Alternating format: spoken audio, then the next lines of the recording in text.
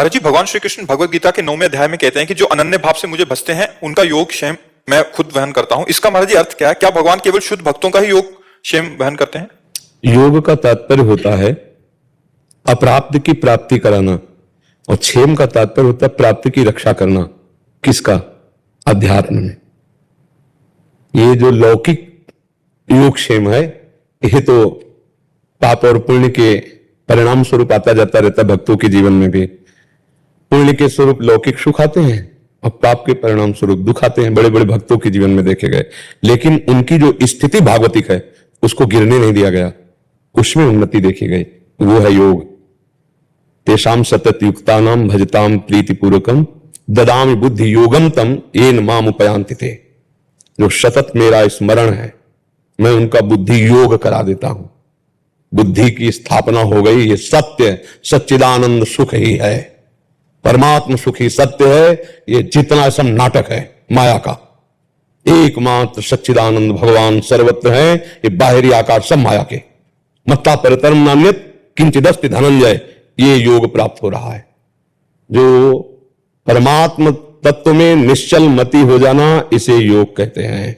किसी भी विकार का हृदय में किसी तरह प्रभाव ना पड़ पाना, इसे क्षेम कहते हैं। समझ रहे? भगवान निर्विकार स्थिति के द्वारा अपने भक्त की आध्यात्मिक उन्नति करते रहते हैं। हमारी मांग सुख है, नित्य सुख है, शाश्वत सुख है, वो इनमें नहीं मिलने वाला, भोगों में। कि भगवान का भजन करे तो योगक्षेमम का निर्वाह, मतलब मैं जो चाहूं भोग मिल जाए, मेरा परिवार अविनाशी हो जाए, मेरा मकान अविनाशी हो जाए, मेरी दुकान अविनाशी हो। नहीं, ये दुखालयम अशाश्वतम।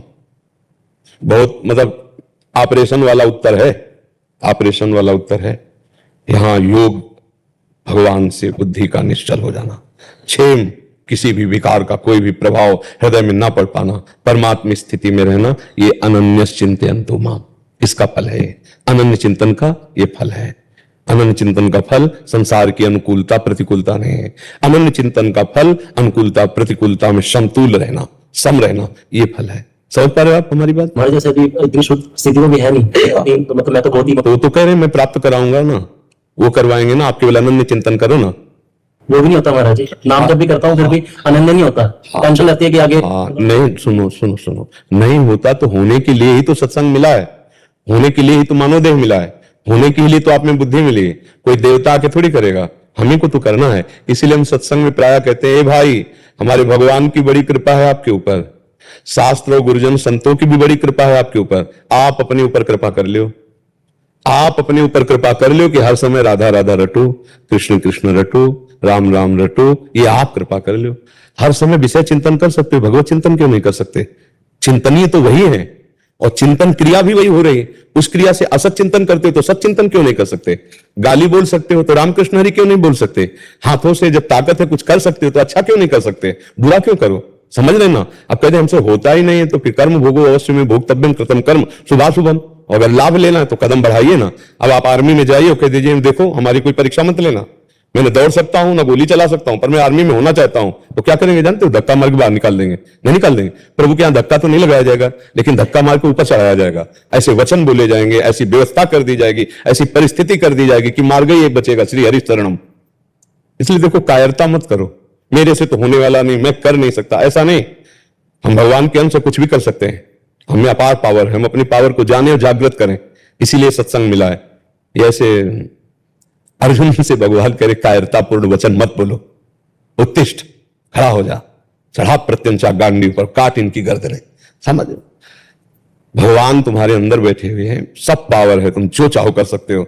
लेकिन यही हमारी निराशा की भावना, मेरे से तो नहीं होने। हाँ, तुमसे 3 घंटे फिल्म देख सकते हो, 3 घंटे बैठ के नाम जप नहीं कर सकते? सोचो, हमसे तो नहीं हो। 3 घंटे तुम मोबाइल चला सकते हो, गेम खेल सकते हो, वेब सीरीज देख सकते हो, इधर उधर के नाटक नौटंकी देख सकते हो। 3 घंटे शांत होकर नाम जप नहीं कर सकते? ये कमजोरी है ना अपनी। तो इसी कमजोरी को त्यागने के लिए तो हमें मनुष्य देह मिला। साधन धाम मोक्ष कर द्वारा, पाए न जे परलोक संहारा, सो परत्र दुख पावई, सिर धुनि धुनि पछताए, काले कर्मे ईश्वर मिथ्या दोष लगाए। आप यहां आना चाहते तो आपको कौन ले आता? आप आना चाहे तो आ गए ना। इसीलिए आप मिलना चाहेंगे तो भगवान भी मिल जाएंगे, पर आप चाहिए तो। जब एक आदमी आर्मी में जाना चाहता है तो तड़के से शुरू होता है, प्रातः काल दौड़ लगाना, उछल कूद करना सब। उसे पूछो क्यों कर रहे हो, कह रहा कोशिश कर रहा हूं कि आर्मी में चला जाऊं। तो ये तो भगवान से मिलन की कोशिश है। नाम जप करना, गुण कीर्तन करना, साधु समागम करना, दूसरों की सेवा करना, परोपकार करना। ये क्यों ऐसा बोलो कि ये भी तो हमसे नहीं होता? होता तो सिद्धों से है, साधक को करना होता है। नहीं भाई, भजन होता तो सिद्धों का है, साधक को तो भजन करना पड़ता है। तो आप साधक हो तो आप साधना कीजिए। उसके लिए ऐसा क्यों बोलते हैं कि मेरे से तो नहीं होता? तो महाराज ने प्रश्न ये बोला था कि हम नाम जप तो करते हैं, लेकिन नाम जप करते हुए चिंतन बहुत रहता है, वो चीज बुरी है। चलेगा चलेगा चलेगा। जबान में आ गया ना, या नमक रख लो या मीठा रख लो, तो स्वाद फिर उतर के जबरदस्ती कंठ के नीचे चला जाएगा। जबान में कुछ भी रख लो, उसका प्रभाव यहां तक आ जाएगा। तो यहां राधा राधा चल रहा है ना, तो कंठ फिर सब जगह पहुंच जाएगा। एक दिन चिंतन बदल जाए तो देखना, स्वाभाविक नाम का प्रभाव है। जैसे जहर का प्रभाव है शक्ति, अग्नि का स्वभाव दाहिका शक्ति। जान के छू, अनजान में छू जाओ या जबरदस्ती कोई छुआ दे तो अग्नि में दाहिका शक्ति वो जला के रख देगी। जहर में मारण शक्ति है, प्यार से पिला दे, धोखे से पिला दे, जबरदस्ती पिला दे, या आप स्वयं पी जाइए, वो आपको मार देगी। अमृत में अमर करने की शक्ति है। तो भगवान के नाम में तारण शक्ति है, वो जीव का निस्तार कर देती है। नाना प्रकार के कुकर्मों से, दुखों से, अविद्या से, शरीर बंधन से मुक्त कर देता है। भाव कुभाव अनख आलसहु, नाम जपत मंगल दिश दसहु। दसों दिशाएं आनंदमय हो जाएंगी। आज जबान पे आया, कल कंठ पे आएगा, परसों हृदय में आएगा, चिंतन परिवर्तित कर देगा। जैसा आपका ऐसा हमारा भी था। भाई बचपन से भगवान के मार्ग में लगे तो प्रारंभ में थोड़ी निरंतर चला, हम भी रोए हैं भगवान से। धीरे धीरे धीरे धीरे धीरे शांत हो जाता है।